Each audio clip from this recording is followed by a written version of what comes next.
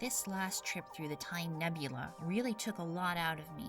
This trip was different than my previous journeys, as if my body had diffused into a stream of particles, a comet of atoms streaming down to the ocean floor. The time portal seems very unstable. For a moment there, I thought I would shatter into a billion particles of energy and vanish into the void. I must have been knocked unconscious when I landed. I'm not sure how long I've been lying here. Where am I now? According to the drawing, apparently sleeping with the fishies. This is incredible. Unless I've truly lost my mind, I'm alive under the sea. I'm breathing normally, so there must be oxygen. I see whales swimming above me. I feel as if the massive ocean could come crashing down on me at any moment. There's obviously a dome above me, but I don't see the sheen of glass. It's some sort of force field keeping back the ocean, as if the city were encased in a glass bubble. It's like waking up in the center of an emerald. Everywhere I look, the city is bathed in the aqua glow of the sun's rays, diffusing through the green waters of the sea. Is this some remnant of the lost city of Atlantis? Have I finally found it? As yet, I have no proof, and no idea where in time I've landed. It's so tranquil here. Although I hear bubbling water, I have yet to see signs of life. I'm not surprised. No civilization I've visited has had a single soul, unless you count my mysterious friend, though I doubt he has a soul. The 5 structures around me are foreign but familiar. I suppose they are temples of the future, built in the far distant past.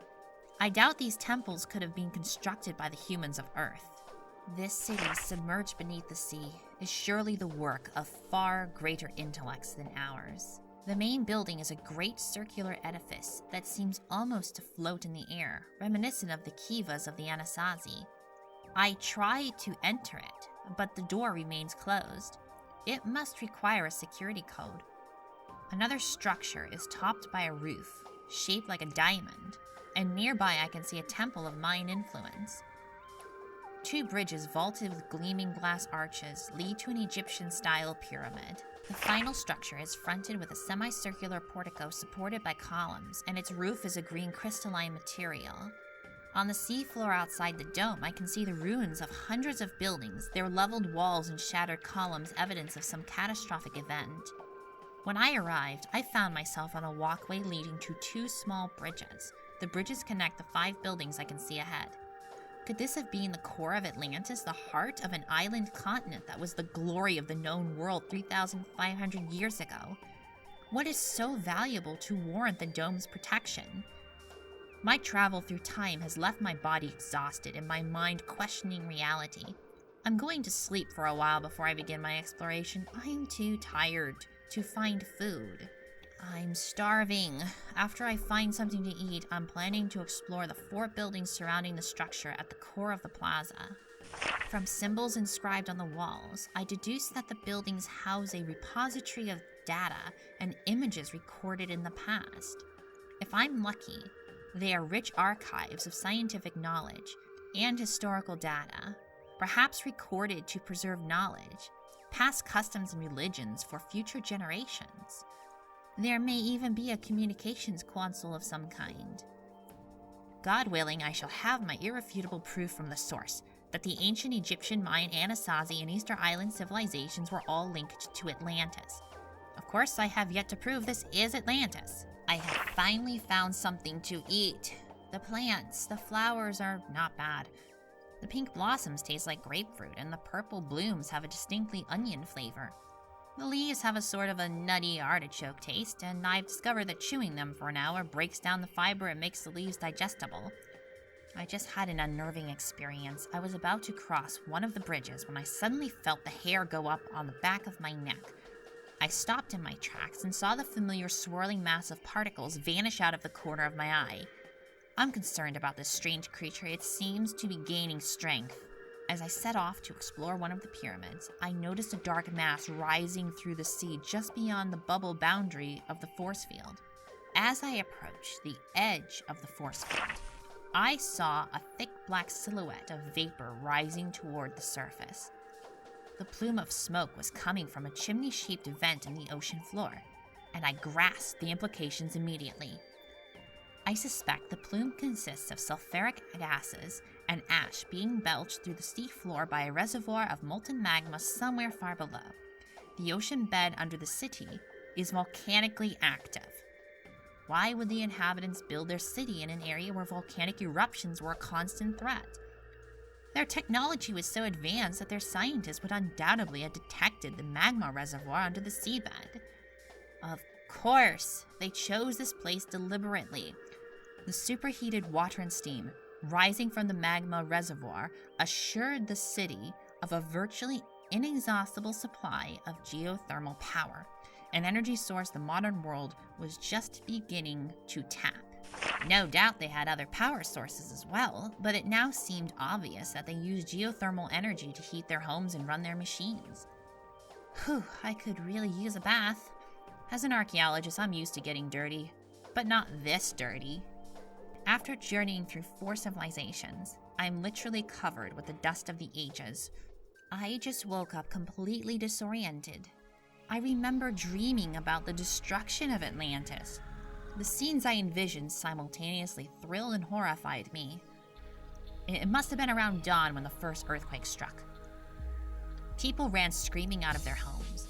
The quakes quickly grew stronger and closer together, and the volcano at the center of the island began erupting in spasms of fiery magma. Rivers of molten rock flowed down the slopes and onto the rich plain below, setting off raging fires that consumed orchids, fields, and homes. The people fled to the seacoast. Families huddled together on the beaches, seeking what shelter they could find from the hot volcanic ash now raining down. I could see in the faces of the people that they knew the end was coming, and they were right. The magma chamber beneath the volcano could not long withstand the rising pressure of molten rock and superheated gases surging up from below. Just as darkness fell, the volcano erupted.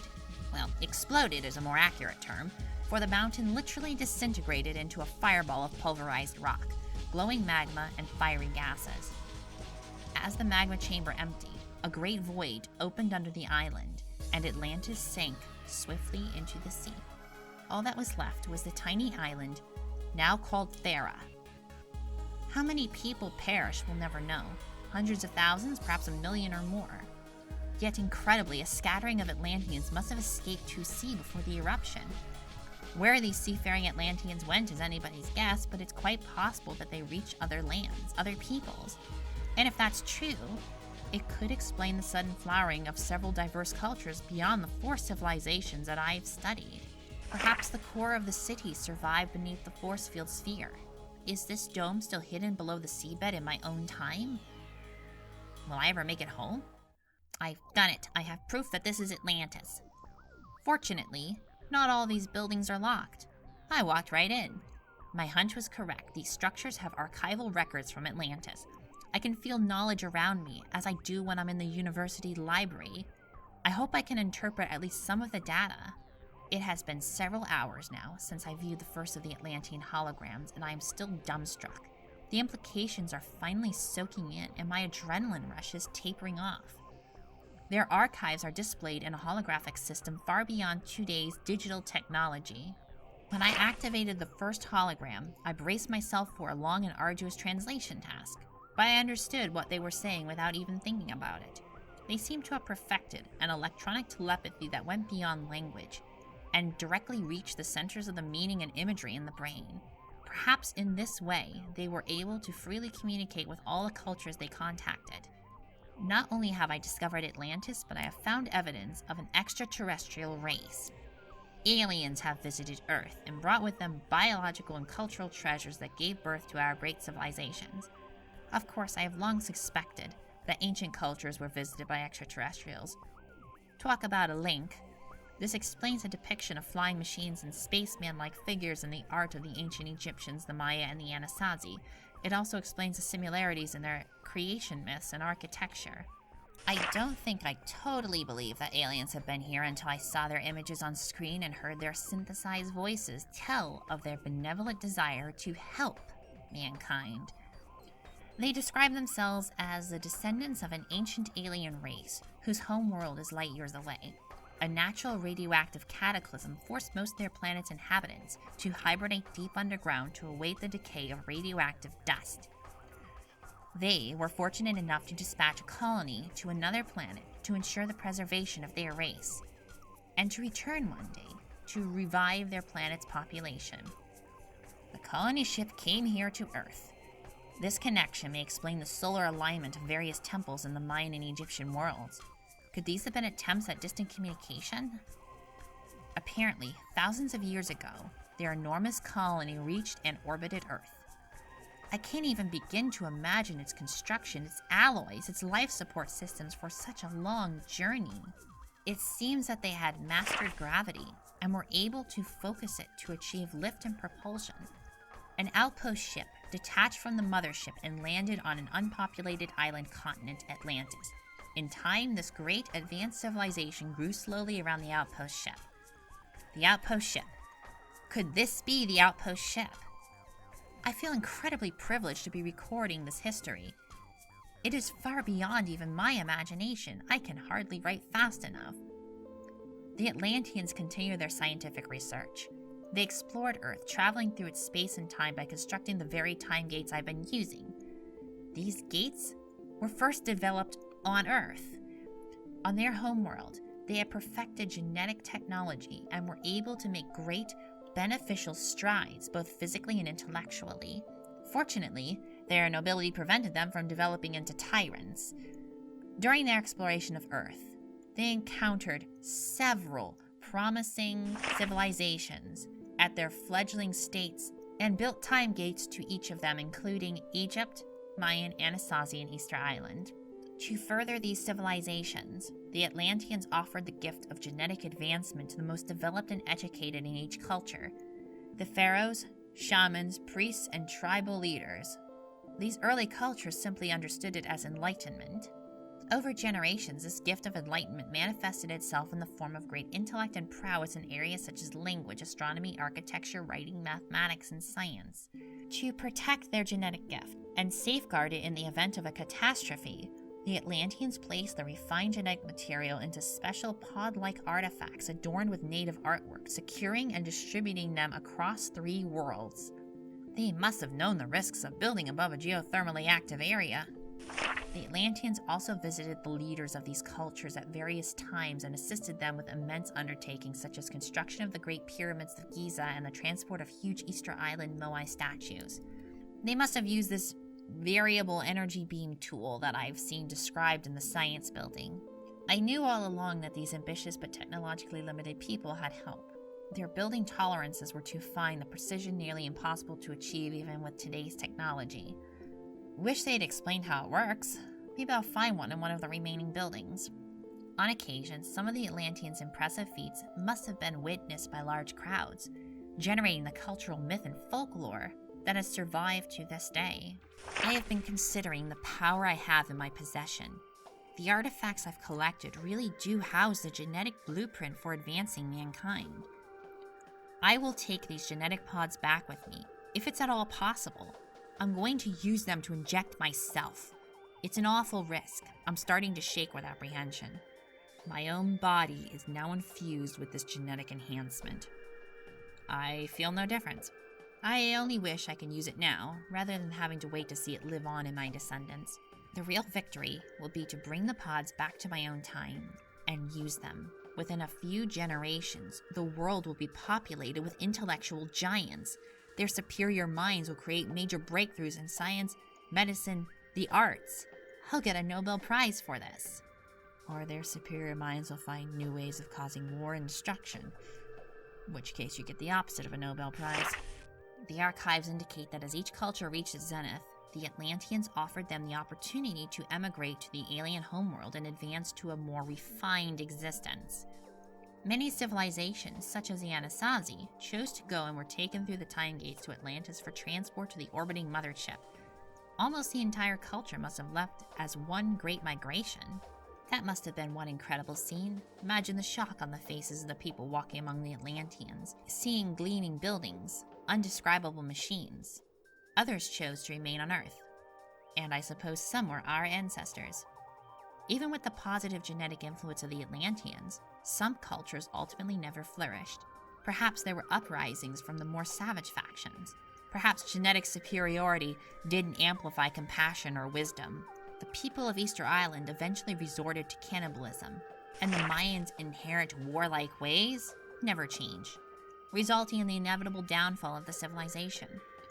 The Yucatan jungle soon covered their great Mayan pyramids, as did the sands in Egypt. The Atlantean outpost ship remained on Earth with a minimal support crew to continue its research after the orbiting colony ship begun its long journey home. Where is the crew now? Soon after the departure of the mothership, a cataclysmic event of unimaginable magnitude destroyed Atlantis and sank the island continent. Only a protective energy shield saved the sunken city center of Atlantis from destruction. Apparently, only a few were able to make it to the safety of the outpost ship, with limited food supplies and an unknown period to wait. The remaining support crew decided to await proper launch conditions and suspended animation inside onboard stasis chambers made for star travel. The Atlanteans are inside these mummy-like cases. Were the Egyptians inspired by these? But where are these chambers? And are the Atlanteans still alive inside them? I now know the origin of my taunting friend. It's some kind of machine, but with very disturbing human traits. The last hologram describes how a synthetic servant was reprogrammed to act as a guardian and monitor the Earth's surface conditions, communicate with the home world, maintain the station, and launch the outpost ship when the time was right. Wonderful. I'm being stalked by a machine that seems to take pleasure in making me nervous and misleading me. Still, as I get closer to some secret he is guarding, he seems to increase his determination to outright stop me. He's back, and his threats sound more serious than ever. I was just preparing to enter the central building when the familiar swirling mass of particles suddenly appeared before me. I wasn't as shaken by him this time, more intrigued.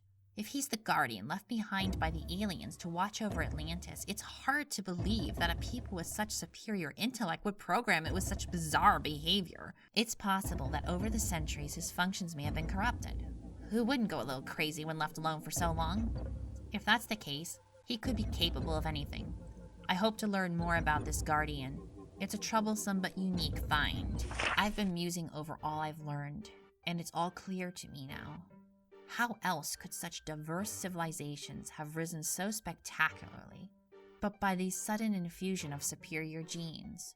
Huge leaps in human intellect do not occur within a generation or two, not without genetic engineering and guidance. How wise of the aliens to offer their gift only to the rulers and priests of our ancient civilizations. These were men who understood both the power and responsibility of life. Sorry, that was so obsequious I couldn't help but laugh. And they proved their worth by building great civilizations and uplifting their people. There were failures, it appears, but what successes they had. Alex, I think you're having ancient alien envy right now. I was not surprised to learn that enlightenment had been offered to other cultures as well, but that these had declined. Many of those cultures that turned their back on the aliens' offer never achieved great civilizations. Of course, the gift of enlightenment did not always guarantee that a people would not take missteps. The abuse of genetic superiority may have brought on the destruction of those civilizations it strove to develop. In Egypt, the pharaohs stripped the fields of farmers to build their pyramid tombs, and each new reign brought a new cycle of famine. In the Mayan world, the high priests began demanding a greater toll of human sacrifices, and the people lived in perpetual fear. In the canyon lands of the Anasazi, remaining clans that were once friends battled to the death over precious springs of water. And the Easter Islanders descended into tribal warfare, hiding in caves and worshipping the Birdman cult. It would seem that even genetic engineering cannot make man infallible. It was only an advantage, and how it was used made the difference. We are only human after all. Now that we are able to ascertain minute genetic markers present in our DNA, perhaps the continued mapping of our genetic code will prove which cultures were infused and who is descended from Atlantis. Oh, some kind of ancient gene. The enlightenment they brought to the human race allowed mankind to achieve thousands of years of intellectual and spiritual evolution in only a few generations. Some may say that genetic engineering is playing God, and perhaps they are right. But should this knowledge remain lost? The gift was optional. There's no evidence the aliens came to Earth with malevolent intent, or with a plan to subdue or eradicate our species. If they had, life would be very different indeed. Over time, the aliens must have welcomed an infusion of human genes to help compensate for any genetic deterioration their race suffered when their planet was bathed in radioactive dust. No doubt, this is the reason they offered passage to their home planet, to the enlightened among the civilizations they aided, the Promised Land. Still, the infusion of alien genes was the greatest gift humankind has ever received, for it elevated minds and helped develop great civilizations around the world. And it can be again. My mind is made up. I must return to my own time with the genetic pods. They are priceless, and they are the only proof I need. I must find another portal, and soon. The trip here was so unstable. Do I risk going through? I'm walking in circles, trying to grasp the implications of my decision. I found myself staring up at the large structure in the center of Atlantis, trying to imagine the reaction of the pharaohs of ancient Egypt when they saw it. They must have been awestruck.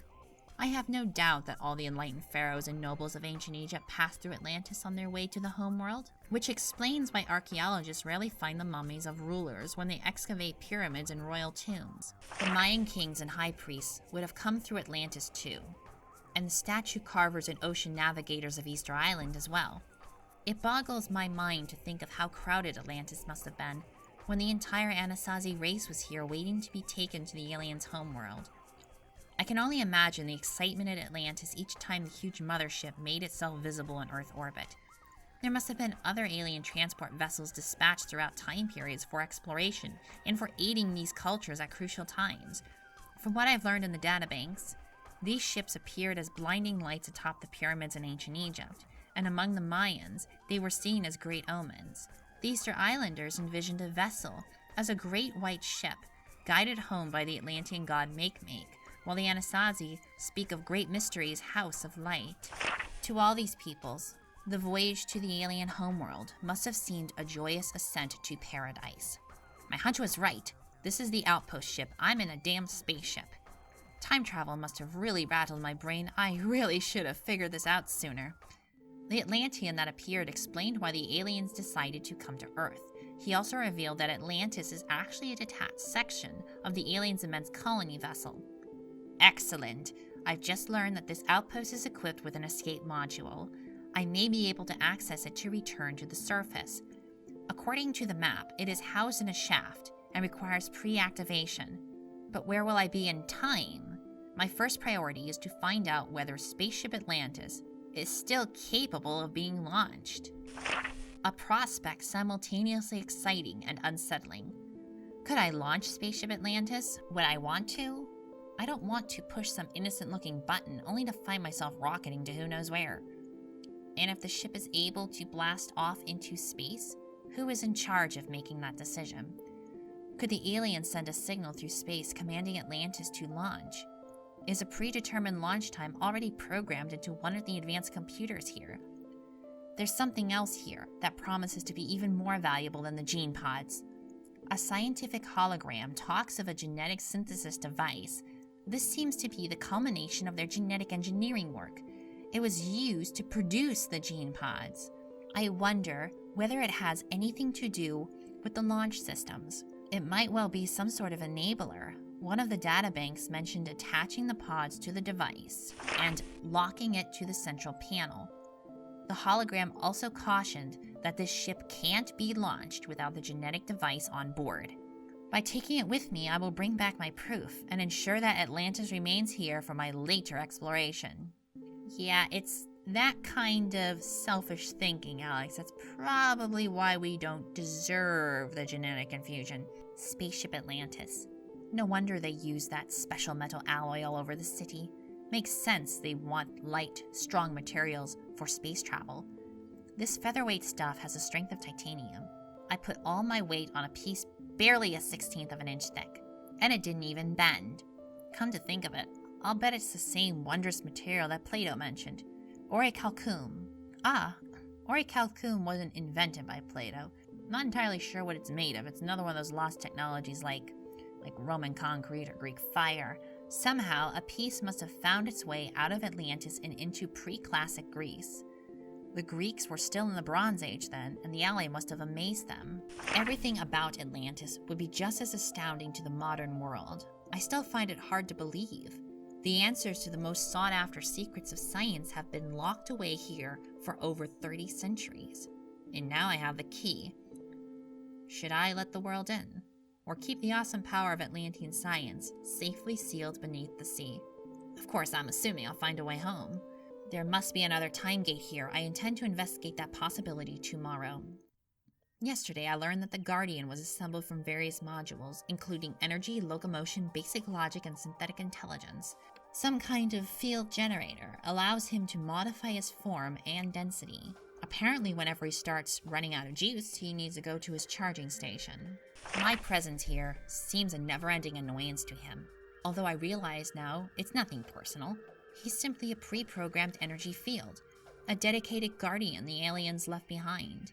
I'm just the kind of intruder that his prime directive drives him to repel. He's programmed not to kill, which explains why I'm still alive. I was researching the technical databanks this morning when I came across a rather alarming piece of information. Apparently the time gates are not immune to failure. They can become overloaded and collapse. The aliens developed their time gate technology here on Earth. They were able to create a highly stable temporal bridge, or gate, capable of transporting both organic and inorganic matter freely in both directions. The danger lies in attempting to take certain alien homeworld metals through the portals. These metals may overload a gate and ultimately collapse the temporal distortion field. I imagine that if collapse does not occur, some damage may leave the gate unstable. I wonder if that is compounded by an unstable time gate, like the one I just came through. I've always been fascinated by the concept of time travel. I remember reading H.G. Wells' 1895 novel, The Time Machine, and how it changed my view of time and space. The world dismissed it as only a fictional notion, an illusionary transport derided by modern physicists as an impossible dream. But I knew it was possible because I could feel it in my soul. The concept was ridiculed by scientists, just as my theory of a link between civilizations was dismissed out of hand, just as the existence of Atlantis has long been denied by so-called learned men. I wish Wells could be by my side when I return to the modern world and call that press conference to announce my discoveries. Of course, I'll credit him for first raising an awareness of the possibility of time travel. I'll remind the media that it was Plato who first told the world of Atlantis. To be honest, I'm not sure if H.G. Wells' Time Machine was supposed to be a scientific endeavor or if it was using that concept as a way to drive social commentary on a political situation. But what am I thinking? Trying to convince others that I've traveled through time could only compound their disbelief. They could claim that I fabricated any other artifact, but these pods and the genetic device will be the key to my vindication. I've become fascinated by the Atlanteans' use of crystalline magnetic resonance to manage energy. From what I've learned, they use crystalline energy lenses in the development of their time gate technology. In Atlantis, the magnetic resonance cells are used as energy stores. Crystal arrays convert energy from one form to another, serving as piezoelectric transducers capable of converting electrical energy into mechanical force. In the modern world, we're only now approaching this level of technology in the development of new lasers and crystal chips, and the laboratory formation of prototype materials. We haven't even perfected an efficient solar cell.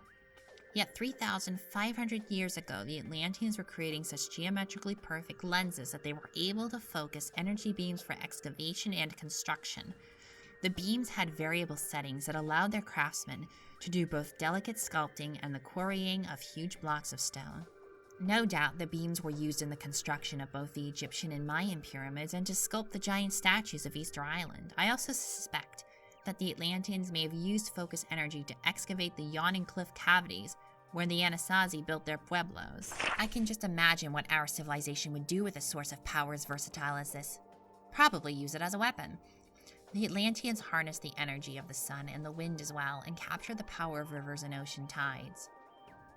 Even though it was not their prime directive, their outpost colonies stayed behind for the express purpose of adapting Atlantean natural energy technologies for use by the humans of the time. They were preparing to disclose some of their energy secrets to humankind when the cataclysm swallowed up their settlement. How tragic. How different Earth might have been had they equipped it with such means. I finally discovered how to access the communications console this morning and was able to listen to the last 5 transmissions the device recorded. It's incredible. There's a message from the homeworld as well as 4 sent from this station. I knew it. The Guardian was severely damaged and has already failed to follow orders. According to the transmissions, the Guardian sustained a massive electrical discharge while repairing a breach in the outpost ship's protective energy shield. This happened several centuries ago and damaged its neural network and artificial intelligence program. Over time, this unstable programming led to the development of his own consciousness. He is no longer following only his prime directive of maintaining the status quo, but has started making his own decisions, including self-preserving ones. He was ordered to destroy the ship and has not. He could have launched the ship and chose not to. Disturbing but fascinating. Obviously, he's been traveling through the time gates, perhaps hungry for contact and to explore other worlds. I'm sure now that this is in fact the presence I have encountered in my travels. But our past encounters have been in distant places and eras. This is his home ground. What if his non-violent programming has also been affected? What could push him over the edge? One of the messages was especially chilling. It was the dying words of an Atlantean male. The Guardian had revived him from a stasis chamber. He tells how the servant attempted to prematurely accelerate his revival by beaming thermal waves at him. The Atlantean cellular makeup was fatally damaged, but he was able to send a message to the homeworld. Unfortunately, the Guardian is far more dangerous than I first thought. So far, he has not harmed me, just my pride. I wonder if there are any weapons on this station. As I was falling asleep last night, I began wondering if there are any Atlanteans still alive in the stasis chambers. From the transmission I heard yesterday, it's clear that at least one of the alien colonists survived the volcanic cataclysm. He would have survived if the Guardian had not beamed those thermal waves at him. And if he made it into the safety of a stasis chamber, chances are other Atlanteans did as well. If that's true, the aliens on their homeworld must know that some of their colonists are still alive and have the technology to revive them. I have no way of knowing when the transmissions were sent, but it's possible a rescue mission is on the way even now. I wonder what the aliens would do if they knew I was here. Would they expel me back through the time gate to the modern world, or take me back to their homeworld with them? What would I choose? I wonder if a rescue even is on the way. After all, I thought it was the colony ship that was supposed to come back for the homeworld, not the homeworld for the colony ship. So many questions still plague me. At times, I believe that the Atlanteans purposefully left the center of their civilization intact under the force field. They knew that eventually some human would stumble into a time gate and find his way here. As I did, they meant all these wonders around me to be discovered and put to use for the betterment of humankind. At other times, I am convinced that the Atlanteans had no choice. Their island continent sank to the sea so quickly that some alien colonists were trapped and forced to enter the stasis chambers to wait out the planetary upheaval. Their colony ship, loaded to capacity with thousands and thousands of souls, had no alternative but to continue speeding to their homeworld. Maybe there's a way to send this crew home and simply escape before the launch occurs. If they did make a deliberate decision to leave the city intact, they must have incredible faith in the character of man. For in the wrong hands, the technological power of Atlantis could wreak destruction on the entire planet. It's now up to me to do the right thing. But what if it's the wrong thing and I destroy Atlantis or myself? I should think about mankind first. But should I try to send the genetic pods back before I enter the gate? Should I attempt to take the genetic device with the pods intact? They've warned me, but these recordings were made for anyone, not me specifically. Could I be trapped here in Atlantis? I wonder too, if time has any meaning here. Is there a past, a present, or a future? Could the time lapse between the disappearances of the ancient Egyptians, the Maya, the Anasazi, and the Easter Islanders be explained by some Atlantean loop of time that has neither a beginning nor end? It's strange how the more I discover, the more I realize I still don't know. Yet whenever I have had questions, Atlantis has provided the answers. Whether the answers came from the past or the present, I cannot say. Tomorrow, I plan to investigate the final Kiva-shaped structure. Maybe I'll find the energy beam tool that was mentioned in the databanks. I've considered my alternatives for leaving Atlantis. There are many uncertainties, but I need to act, and soon. When I find the Atlantean time gate, I plan to send my journal through it first, just in case something happens to me. If I die in transit, I'll be some forgotten crackpot who's missing, and I'll have left no proof of my journey. Then I'll send the gene pods through, and finally myself. But how can I be sure where in time it will send me? If I can find the escape module, that will at least remove one uncertainty. Since the records here show that this place has been submerged for centuries, this may well be my own time. I surely hope so.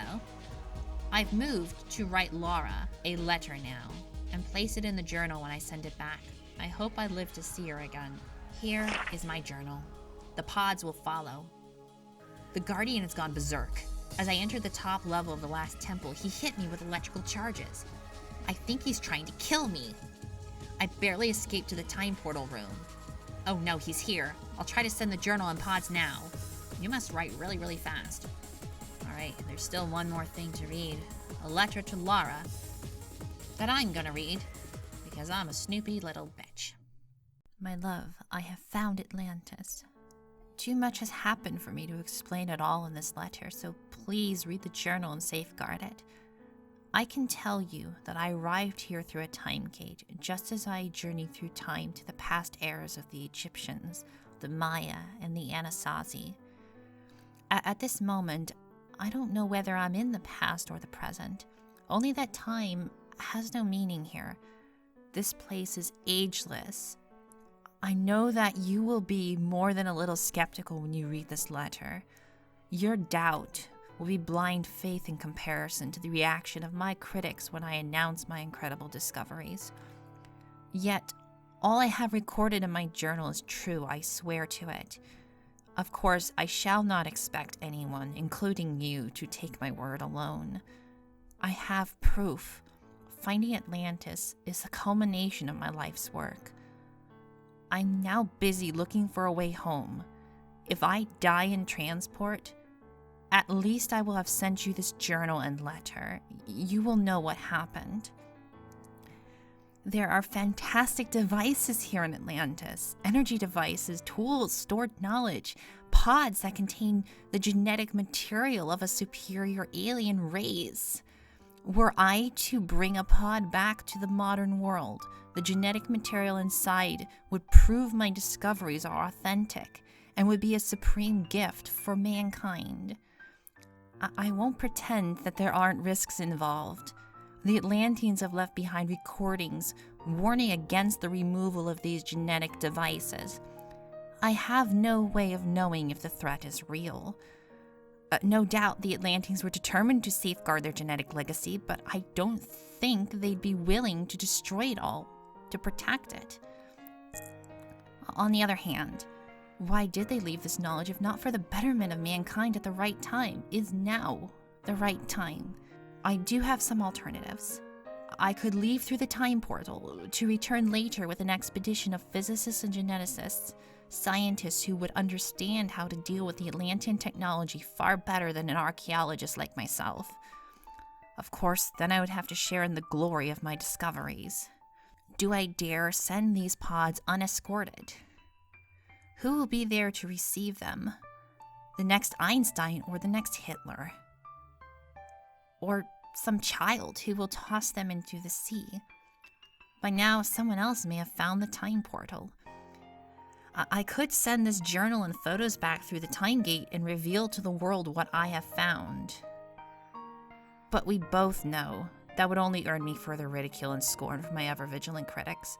They claim that I made up every word in my journal, fake the photos, that I never visited a single one of the civilizations I describe in these pages.